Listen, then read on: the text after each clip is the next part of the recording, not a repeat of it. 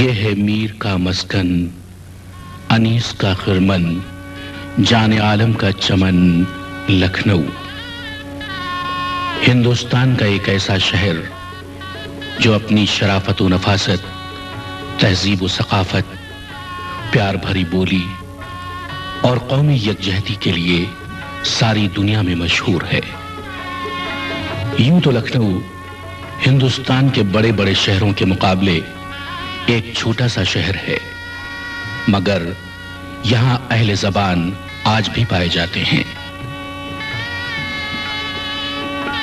تہذیبیں صدیوں میں بنتی ہیں اور بہت جلد فنا ہو جاتی ہیں، مگر ایک صدی کی مختصر مدت میں سرزمین لکھنؤ پر جو تہذیب جلوہ فرما ہوئی وہ عدیم المثال ہے۔ لکھنؤ کی تاریخ اودھ کے شیعہ حکمرانوں کی سنہری و زرنی تاریخ ہے۔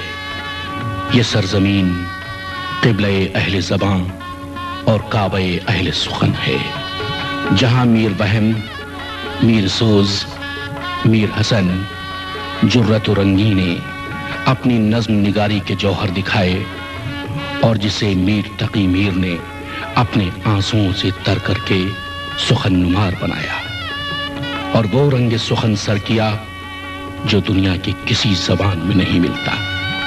اس مقدس سرزمین کو مرزا محمد رفیع سودا نے اپنی چمن در چمن قصیدوں سے مہکایا۔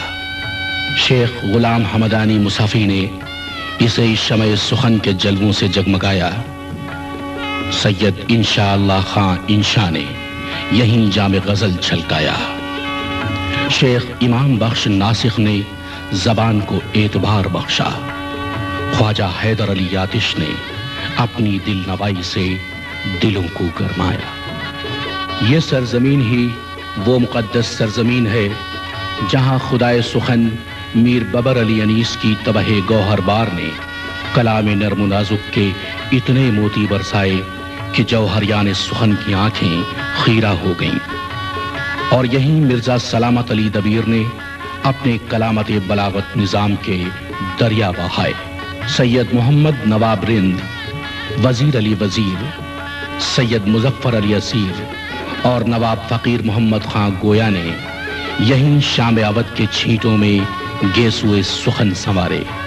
یہ وہ سرزمین ہے جہاں نواب آصف الدولہ آصف اور واجد علی شاہ اختر تخت حکومت پر رونق افروز ہو کر غزل سرا ہوئے۔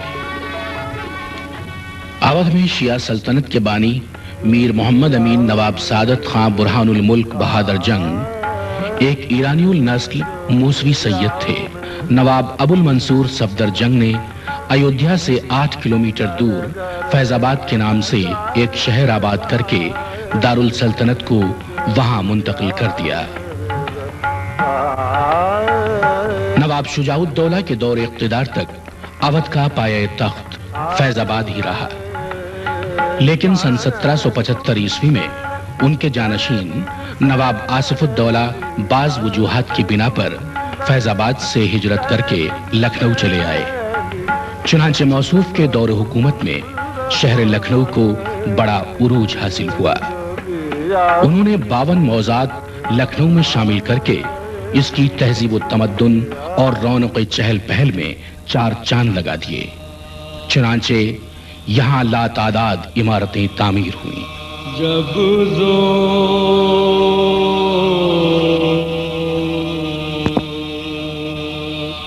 تک حسین 72 کو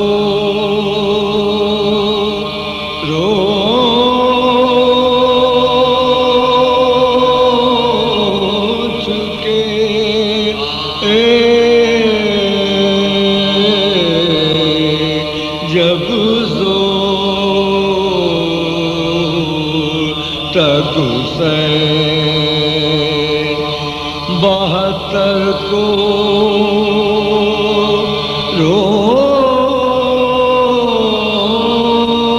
چونکہ نواب آصف الدولہ کو عزاداری امام حسین سے والہانہ عشق تھا، چنانچہ موصوف نے محرم میں मरासिम आज़ादारी की अंजाम दही के लिए सन 1784 ईस्वी में मुबलिग 1 करोड़ रुपए की लागत से इस शोहरे आफाक इमाम बाड़े को तामीर करवाया, जो दुनिया में तामीर शुदा इमाम बाड़ों में सबसे बड़ा है। इसी सबब से ये बड़े इमाम बाड़े के नाम से सारी दुनिया में मशहूर है।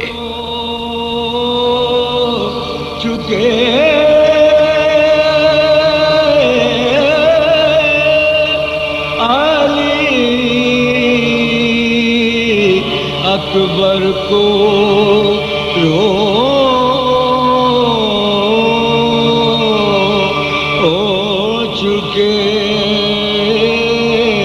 जिस वक्त नवाब आसिफुद्दौला और उनके वजीर नवाब हसन रजा खां सरफराजुद्दौला शियत का फरोग चाहते थे, तो उस वक्त एक मुजतहिद का होना निहायत ही जरूरी था। चुनाचे कुदरत ने सादात जायस और नसीराबाद के इल्मी खानवादे की एक फर्द सैयद दिलदार अली गुफराम आपको हसास दिल, दकीक नजर, रोशन दिमाग, इनकलाबी जहन, आहनी अज़्म और पुरतासीर ज़बान अता करके तजदीद मजहब, तामीर कौम और तंजीम मिल्लत के लिए मुकर्रर फरमा दिया।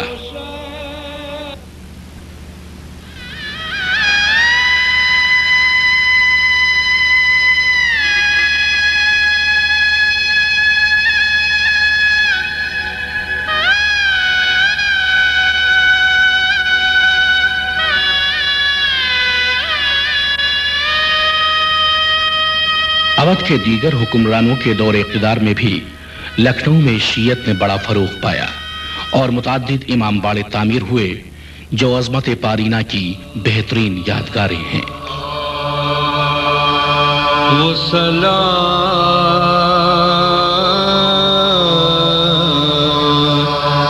कहिए हुसैन के बहिश्त जिसे का सिला मिले,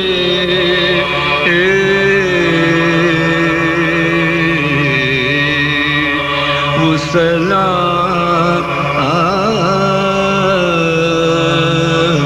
कहिए हुसैन पर,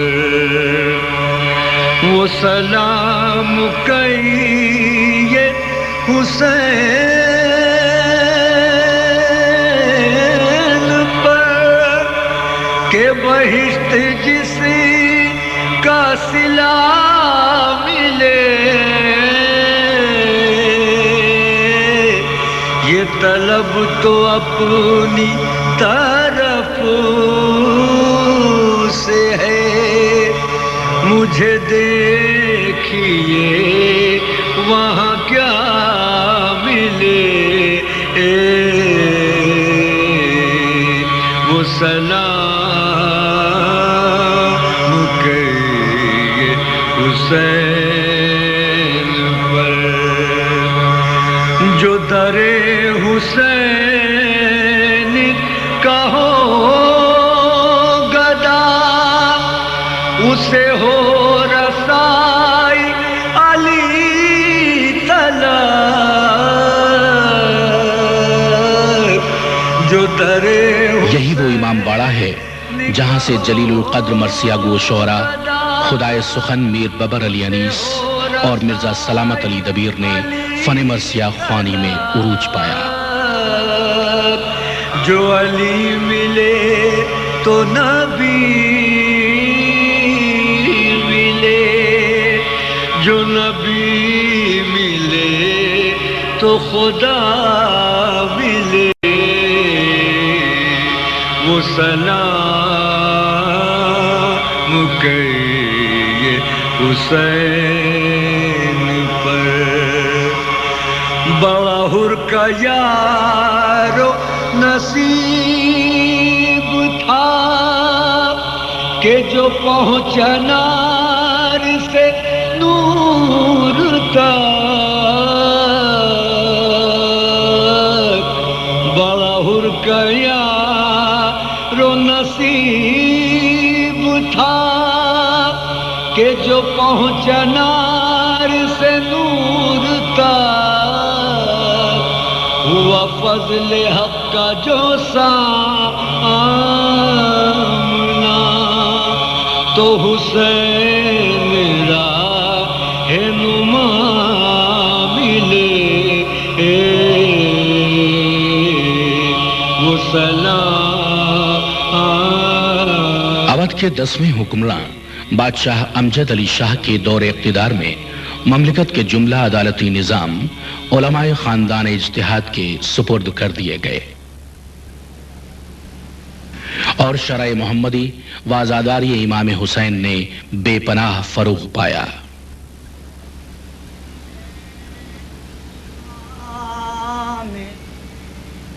زمان کھینچتے ہیں شبیہ امام زمان کھینچتے ہیں تصور میں تصویر جہاں کھینچتے ہیں تصور میں تصویر جہاں کھینچتے ہیں. کہاں بیڑیاں آئے کہاں پائے عابد کہاں بیڑیاں اور کہاں پائے عابد اور یہ لنگر کہیں ناتواں یہ لنگر کہیں ناتواں کھینچتے ہیں. سن 1856 عیسوی میں اودھ کے آخری حکمراں واجد علی شاہ کو انگریزوں نے تخت سے معزول کر دیا. بادشاہ کلکتہ چلے گئے. سن 1857 عیسوی میں پہلی جنگ آزادی کے شعلے بھڑک اٹھے.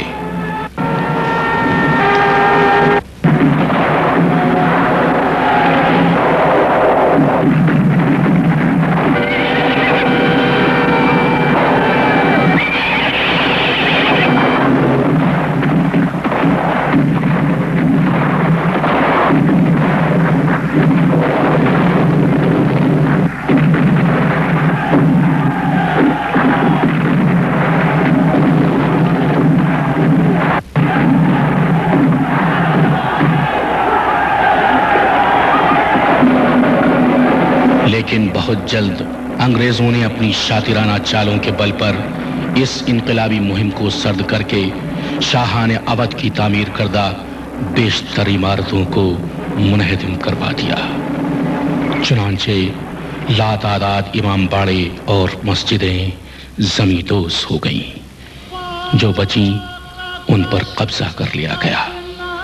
بعض جلیل القدر ہستیاں اتنی تباہ و برباد ہوئیں کہ ان کے پاس رات بسر کرنے کے لیے ٹھکانہ بھی باقی نہیں رہا.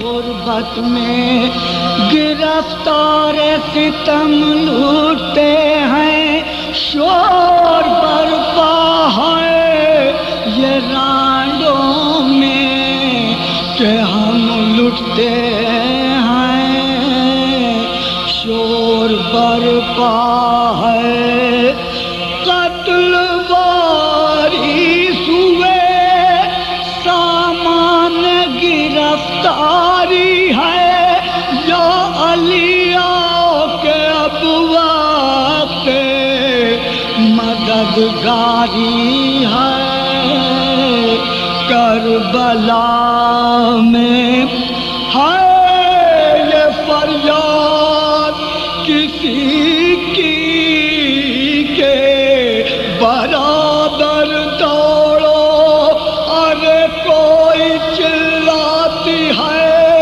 عباس دلاور دوڑو کوئی کہتی ہے تڑپ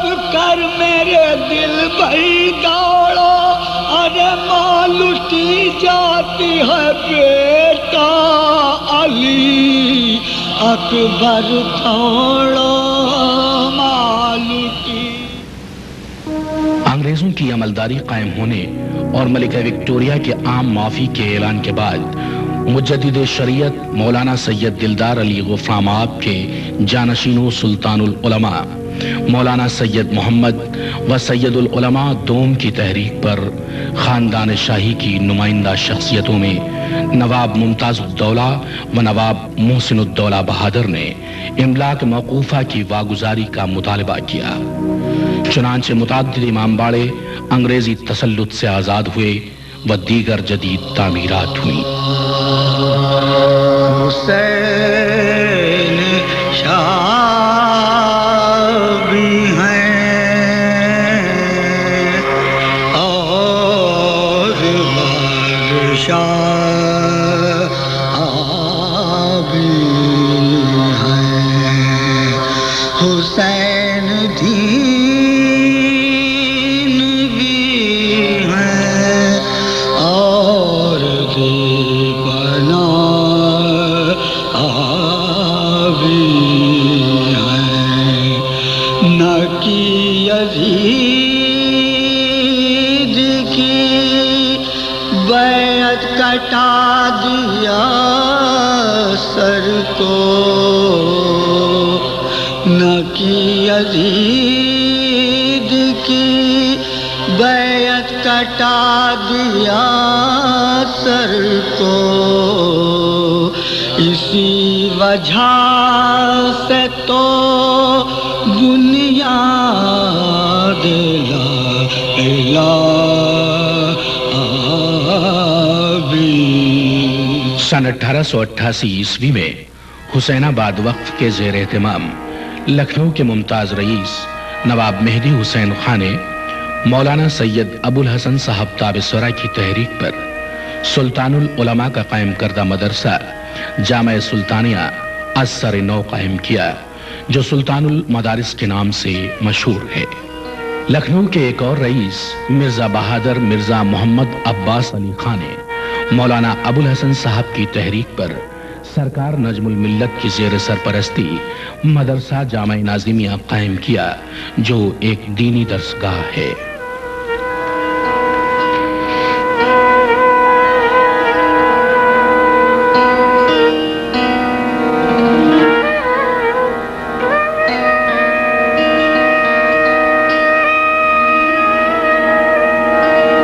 مہاراجہ سر محمد علی محمد خان آف محمود آباد نے مدرسہ الواعظین کے نام سے کیننگ اسٹریٹ پر ایک مدرسہ قائم کیا.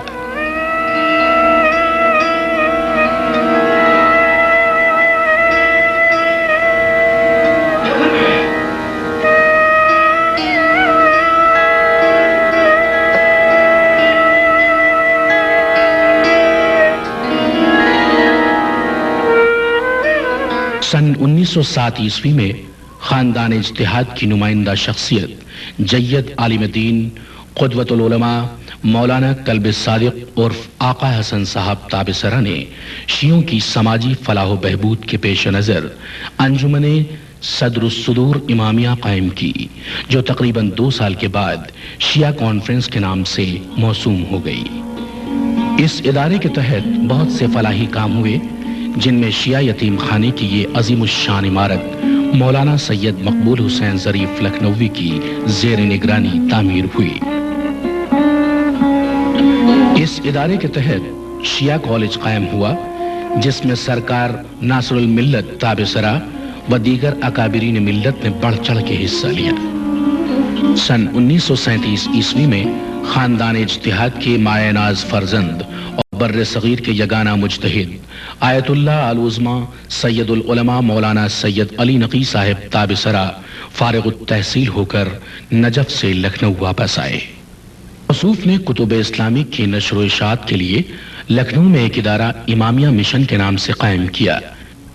سن 1929 عیسوی میں شیعوں میں سیاسی شعور بیدار کرنے کے لیے مرزا عابد حسین اور مرزا جعفر حسین مرحومین نے راجہ نواب علی خان پرنس مرزا اکرام حسین و دیگر معززین قوم کی سرپرستی میں آل انڈیا شیعہ پولیٹیکل کانفرنس کے نام سے ایک جماعت قائم کی، جو کچھ ہی عرصے بعد انڈین نیشنل کانگریس میں ضم ہو گئی۔ فرنگی غلامی کی زنجیروں میں جکڑے ملک کی آزادی کی جدوجہد نے زور پکڑا اور آخرکار 15 اگست سن 1947 عیسوی میں ملک آزاد ہو گیا۔ سن 1951 عیسوی میں قانون خاتمی زمینداری و اصلاح اراضی ایکٹ کے پاس ہو جانے کے بعد جاگیردارانہ نظام نے دم توڑ دیا۔ شیعہ بستیوں میں فلاکت پوری طرح منڈلانے لگی۔ ان کی طرز معاشرت میں حصول معاش کے لیے بھی بہت سے دروازے بند تھے۔ انگریزی پڑھنا گناہ تھا، سرکاری ملازمت وسیلہ جہنم تھی، زینت و حرفت کی طرف توجہ کرنا شان ریاست کے منافی اور آباء و اجداد کے وقار کو خاک میں ملانے کے برابر تھا۔ نتیجتاً شیعہ آبادیوں پر فلاکت کے بادل چھا گئے اور وہ ہر میدان میں پچھڑتے چلے گئے۔ مولانا سید کلب حسین صاحب نے ادارہ اقتصادیات شیعہ کا انعقاد کیا۔ مولانا سید کلب عابد صاحب نے اپنے فصیح و بلیغ خطبوں کے ذریعے قوم میں بیداری کی روح پھونکی۔ جو عالموں کا پالنے والا مولانا سید غلام عسکری صاحب تابسرہ نے تحریک دینداری کا آغاز کر کے تنظیم المکاتب قائم کیا۔